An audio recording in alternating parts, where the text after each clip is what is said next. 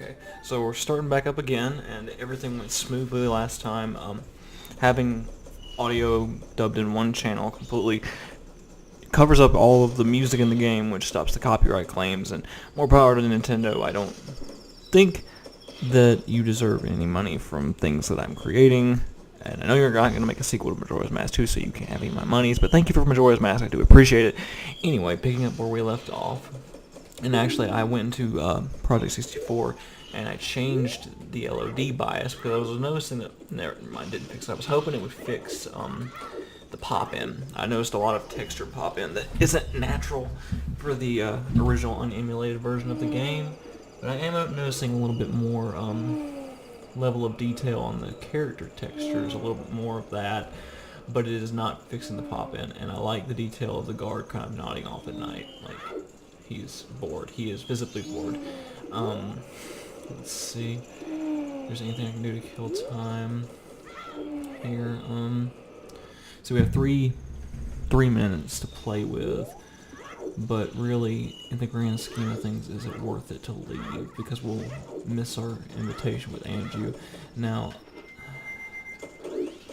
come to think of it, we really don't stand to lose anything in this cycle, because as long as we're back by midnight, we'll be fine. We'll be able to get the dancing mask. God, I can't remember it. It's just see how much more busy and dangerous this is at night. Now, the interesting thing about the different color bubbles in this version of the game, as opposed to Ocarina of Time, is instead of just being different colors and having maybe different rotation cycles or whatever, the blue bubble will actually curse you to where you can't use your sword for X amount of time. And I thought it was a very interesting mechanic to add. And of course at night, you get wolfos that pop out of the ground here. Just so many notes were taken from the mistakes that were, or not mistakes, but maybe we'll call them missed opportunities from Ocarina of Time. They definitely were listening to whatever negative criticism, because Ocarina of Time still holds that Metacritic high mark. It still is one of the top, is maybe the top rated game of all time, just by being grandfathered in just a level standard, not adjusted for inflation, of course. But the detractors, they were listening to them, wherever they may be. Now, let's see, Kotake is now here, and we get the picture box. We can go ahead and get the picture box in this cycle.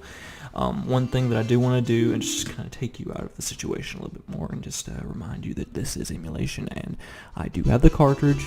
I just wanted to be able to do this in HD. We're going to do a save state, because one flaw of the original Majora's Mask for the N64 is that if you try to do too much, because it is saving it on the RAM disk, everything that you're doing is not being saved to hard memory until you play the Song of Time.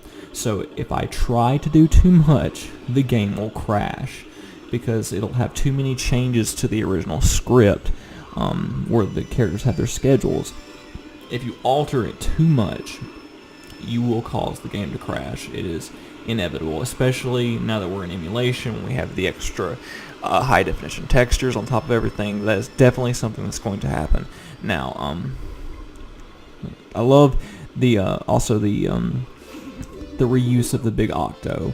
It was a kind of a pathetic way to hit him in the ass enemy mini boss in the Ocarina of Time and Jabba Jabba's belly.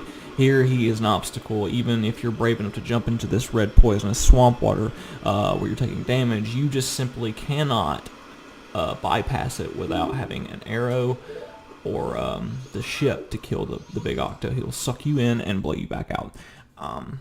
That was a nice, because he didn't have to reprogram the behavior of the big Octo, because that's what he did in Ocarina of Time. He sucked you up and blew you back. Just to turn him into an obstacle, because he was such a pushover as an enemy.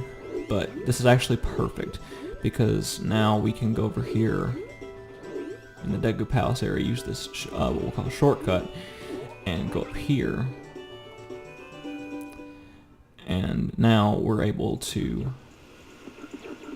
get the Song of Soaring, which will make all these traversing much easier. Practically non-existent. Having the Song of Soaring is quintessential in my opinion. Uh-oh. that level of detail bias, it's dropping our frame rate. It's dropping our frame rate. No positives to increasing the LOD bias. So what Matt's going to do is he's going to turn that off. I was really hoping that would get it closer to N64 emulation, but apparently it's more than at least my system can handle. And I do have a timer set so that we are not going over the 15-minute mark, because I know, certainly, at least in my opinion, that I get a little bored of watching someone ramble on and on and on, especially about something they like for extended periods of time. So we're going to keep this below the 15-minute mark. I have a timer set, and ride or die, I will turn off this recording once I hit that mark.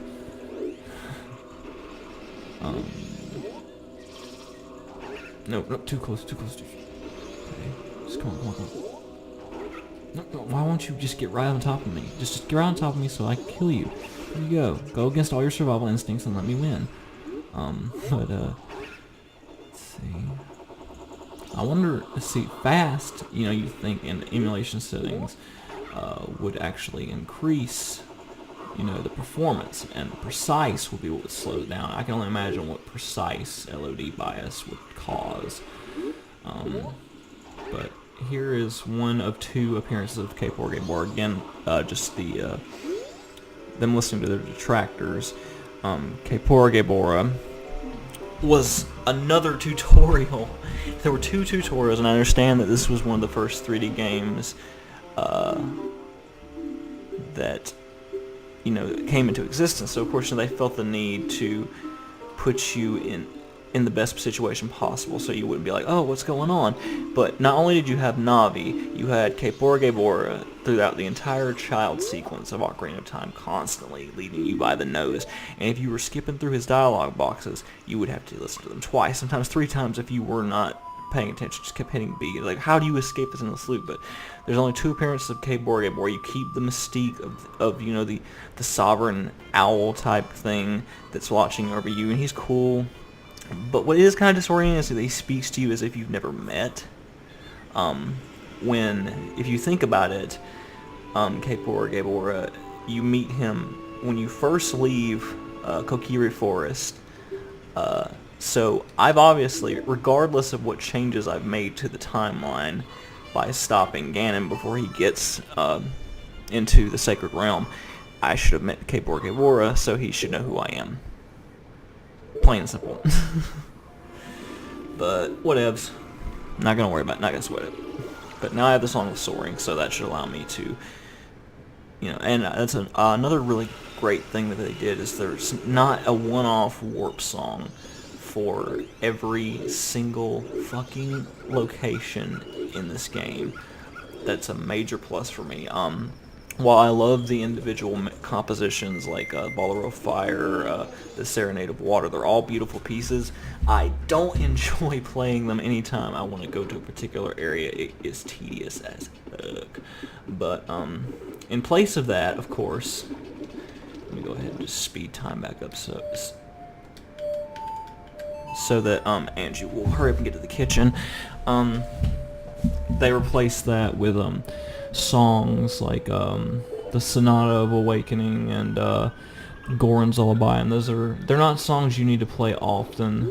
I don't know how I feel, with the exception, and of course Aaron is completely justified in this, having to play the Elegy of Emptiness every time you want to generate a statue in Stone Tower Temple is ridiculous. It really is. I feel like that should have been delegated to an item or a button press or something. It's definitely, it wanders it is in Iron Boots Water Temple territory, where it's just becomes so tedious, and even it becomes even worse than the Iron Boots, because you actually have to play a series of notes, and you have to change mask, and you to make these different statues. And well, if the web series continues long enough, then you'll see exactly what I'm talking about. But oh my god, that is definitely a low point in the game, and in one of the best parts of the game, and it kind of just balances out to make the whole experience kind of meh, and that really is just a heartbreaking for this game, because Stone Tower in Icana Canyon is by far the high point of the game, but it is downmired by, in some ways, if you don't know what we're doing, the Gibdo Well and the Elegy of Emptiness, but we'll cross that bridge when we get to it. Or that canyon, pun intended. We're just going to wait for Angie. She should be walking around the corner, and we'll talk in the kitchen. There are ears everywhere else. You know, like, it is, of course, you know, a chain of programmed dialogue command, but we're already in the kitchen. We're in the kitchen, bitch. The bitch is in the kitchen, okay? So,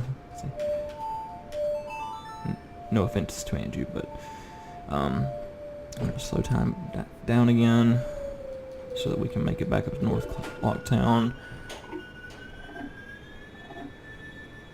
Okay, so now we're in the kitchen and we're going to get the letter. And it's easy to look in from the outside and say, you know, why doesn't she take this letter and put it in a mailbox herself? Well, it's already been established that she's emotionally unstable. Again, another good thing that's kind of here is that it's a sort of addressing mental illness as a thing too. OCD, absent-mindedness, bipolar disorders, things like that, social anxiety. She's so heartbroken, you know, that for all she knows, her fiance has abandoned her 3 days before their wedding, and, you know, she's basically terrified to confront that. It's not even so much just to go out. She's terrified to go outside and see all her friends, you know, see her mailing a letter to someone she knows won't come, you know, and that's real. You can call it stupid, you can call it a video game trope, but I see it as something that's honestly real. It's something that I could see myself, you know, facing if I was in that situation. Now here is Bomb Shop Granny. She is just making a delivery. It's just, I'm sorry. I'm sorry. That dialogue has always kind of confused me. Are you sorry for what? And then I always kind of expect her to be like, sorry for this motherfucker, just with Granny comes in with a nice right hook, but no, she's just sorry. But and here's a little glitch here where the fairy just kind of stays attached to her. If you were close enough to her, with Seiken, we'll go with Seiken. I like that better. It sounds more nefarious. Seiken is going to snatch her stuff here. Now, here's one of those situations where you can't have your cake and eat it too. If you stop Seiken from stealing this bag, you cannot complete the couples mask quest, because everyone in Clock Town that's left is so intertwined that if you interrupt this sequence, you can get the bomb mask and the bigger bomb bag, but you cannot complete the couples mask side quest, because in order for Cathay, the love interest of Anju, to come out of hiding, he needs to see Seiken try to sell those stolen goods. He needs to see him and follow him back to his hideout. So that's another cool element of Majora's Mask, is that if you solve somebody's problem, you may be creating a problem for someone else. So you can't have your cake and eat it too, in that sense. What's up?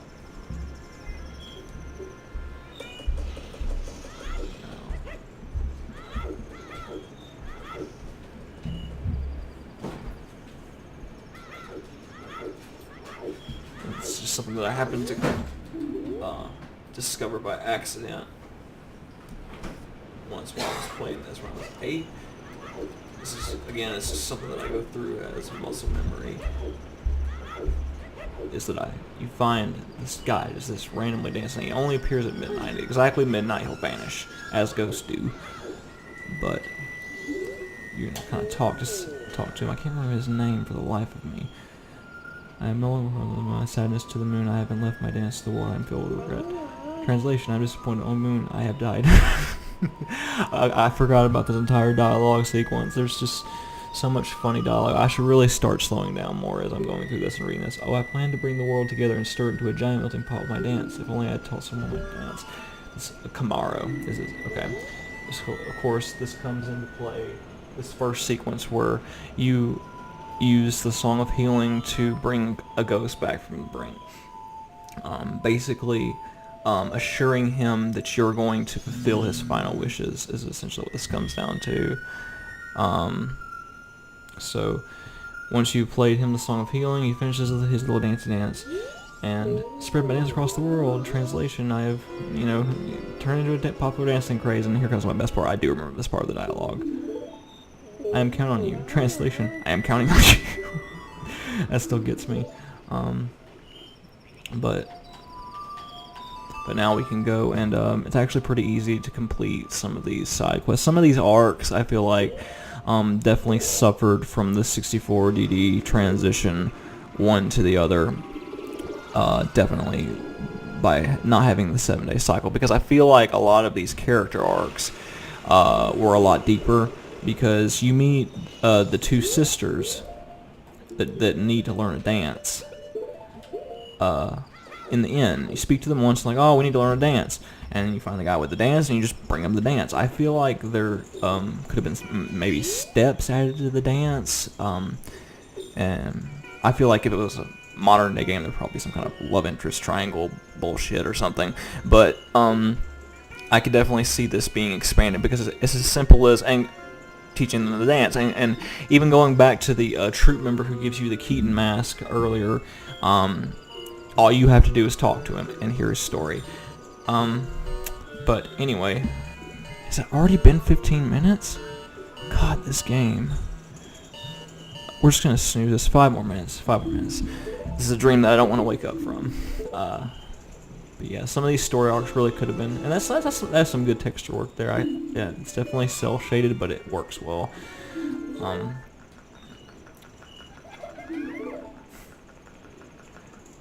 I've always found it interesting, and you can do this dance anywhere as a B button command, and it's a one-off mask. There's a lot of one-off mask in this game as well. I feel like there may in fact be, I'll look it up, an Easter egg where you can get someone else to do this dance, but that's a one-off mask. There's a lot of one-off, one-use mask, and that kind of seeps over into other Zelda games as well. They're not masks, but they are items, one-off items, like the spinner in Twilight Princess, the boomerang when you become an adult. Even it's like they only have one use. Let's see. Okay, big bomb bag. Okay, just got these in stock. Even though she said you could use this in the morning. Okay, so now you can initially buy the big bomb bag from her, or the standard size bomb bag, but why do that when you can just skip over to the big one and not dispense those rupees out? So now you can carry 30 bombs, whereas the original one can only carry 20. So we're going to take this letter, we're going to mail it. I don't want to push this too much further. God, the time really just flies by. I'm amazed that my hat's off to Danny and Aaron for being able to compact so much gameplay and comedy into 15 minutes. I think they play very well off of one another as a comedic group. Let's see. So I've delivered the letter. Oh. You see, this is supposed to be a trade-off. The bomb mask, like, you're supposed to explode, but as many 3D Zelda players know, a shield will stop the bomb, and even though your face is behind the shield, if you explode it, you don't take any damage. So essentially, having the bomb mask destroys all need for having bombs. So it's something you want to get very, very early in the game. So we're gonna go here, one more secret. And honestly, kind of treading back to the video where the audio is just completely disintegrated. I'm gonna kind of backpedal a little bit and say that the bank maybe wasn't so much. Well, that would be some more legwork, because there are 3 100 rupee pieces that you can immediately pick up. There's the one in the stock pot, there's the one like immediately above the arrow shop, and there's the one here. There's 300 rupees just sitting there. So that just completely negates the need to have the bank if you don't mind doing the legwork. It's also really easy to get to 5,000 rupees really quick, which is the most you can have in the bank. Let's see. But as far as I'm concerned, let's see. As far as I'm concerned, I think that that's the most that I can get out of this, because again, I don't want to make this too long. The letter's been delivered, but the circle really can't close, because again, we've stopped Seiken. A funny Easter egg is that you can actually shoot Seiken and kill both storylines by killing Seiken. You can literally explode Seiken. He's dead. You shoot the bombs, he just completely evaporates. And no Seiken, no couples mask. Okay, so I'm gonna call that an episode. Again, I'm gonna link to both the Game Grumps series and the sequel as down below. But I'll catch you next time. Time flies.